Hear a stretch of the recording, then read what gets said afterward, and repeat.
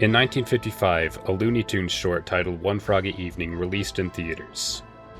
The cartoon was about a down-on-his-luck construction worker who finds a frog inside a box that was hidden inside the building that he was demolishing. He finds out that the frog is able to sing and dance, and so he tries and fails to exploit the frog's talents for fame and fortune. If you've never seen it, you've no doubt seen the dancing frog parodied. Hello, my baby. Hello, my honey. Hello, my ragtime gal. But what if I told you that this cartoon was real? You would probably call me stupid. Well, you'd be right. This cartoon isn't real. Whoa! But what if I told you it was loosely based on something that actually happened? This is the story of Old Rip the Horned Toad. Yes, I know it's a Texas horned lizard, not a toad, but the people at the time used the words toad, frog, and lizard interchangeably to refer to this creature, so don't worry too much about it. And even though he couldn't sing 1890s show tunes, I can assure you that this story is just as cartoonishly absurd. The story begins in 1897, when 4-year-old Will Wood found a Texas horned lizard and showed it to his dad Ernest. Ernest had heard that these lizards could survive for decades in hibernation, so he came up with the idea to keep it in a time capsule that was placed in the cornerstone of the Eastland County courthouse. In case if you're concerned if this counts as animal cruelty, they also put a Bible and some alcohol in there with him, so it's all good, he was fine. And there the lizard stayed for 30 years, until the courthouse was torn down and the time capsule was opened. A crowd of people sat in anticipation as a dust-covered lizard was pulled out, and, possibly as a reaction to the first time it had felt the sun in a generation, began to move. They named the lizard Old Rip, after the character Rip Van Winkle, who fell asleep for 20 years. After this, Old Rip would be taken on a tour across the country. He was plastered on newspapers everywhere, his name up in lights, all that good stuff. On this tour, he would meet again with Will Wood, who was now in his 30s, and even President Calvin Coolidge. He became something of a national treasure. Everyone wanted to see the toad that lived for 30 years entombed in the cornerstone of a building. Old Rip lived the rest of his life adored by the American public, but eventually, of course, he died. But that didn't mean that the party had to stop there, because Old Rip would be taxidermied and put on display in a red velvet-lined casket in the new courthouse, so that people can continue to come see him. And there he stayed for decades, until one day, he wasn't there. Somebody had stolen him, and left a ransom note asking for $10,000. After a citywide search, they eventually got the body back and all was good.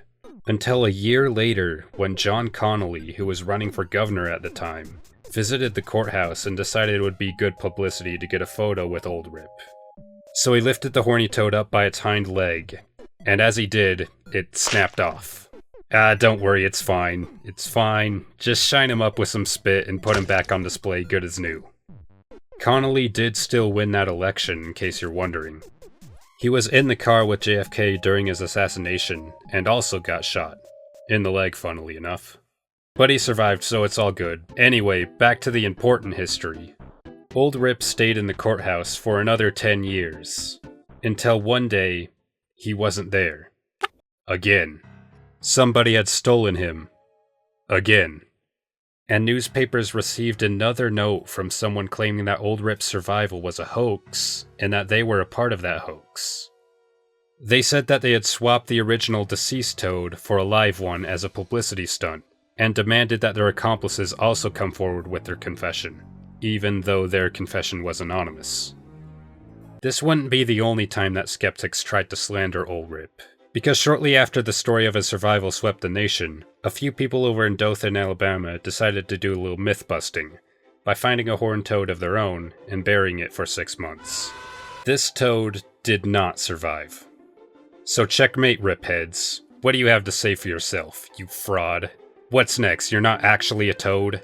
Well, the counter to this was that Old Rip was placed where air and heat could still reach him and keep him alive.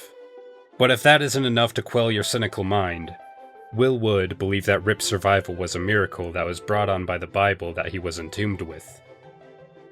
Anyhow, The anonymous writer of the note offered $5,000 for anyone to prove that Old Rip actually did survive inside the time capsule.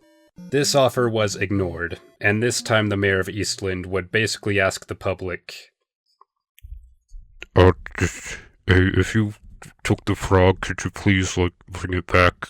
Please, thank you. Miraculously, this actually worked, and they got Old Rip back. Except, hey, wait a minute, something's wrong here. The leg is back too? I knew we should have got a background check on that guy. Don't worry, it's fine, just take the leg off and I don't think anyone will notice. But someone did notice.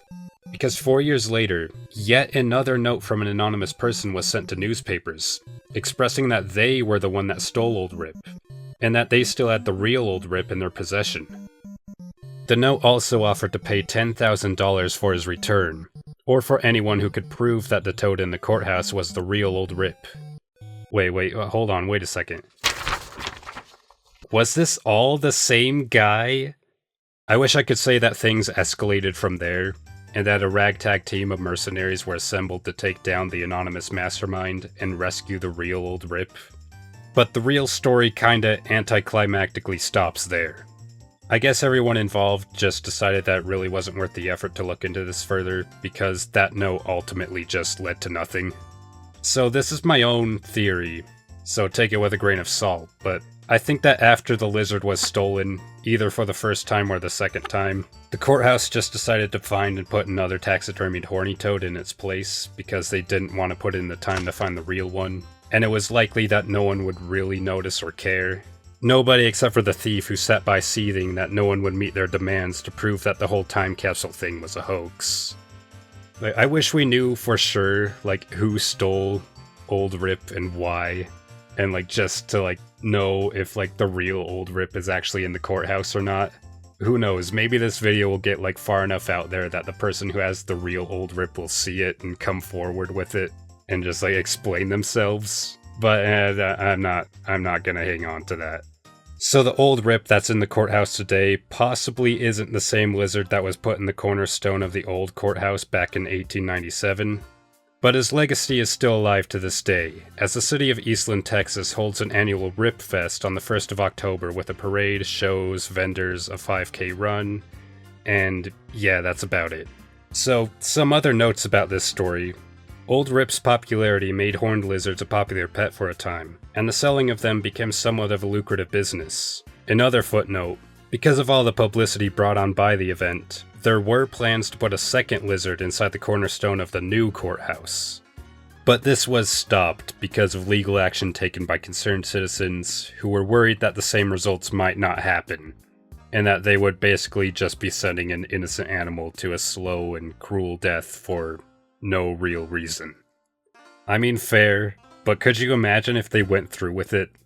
The whole city is just gathered around, excited to see the new Old Rip. And they open the box, and he's just dead. But yeah.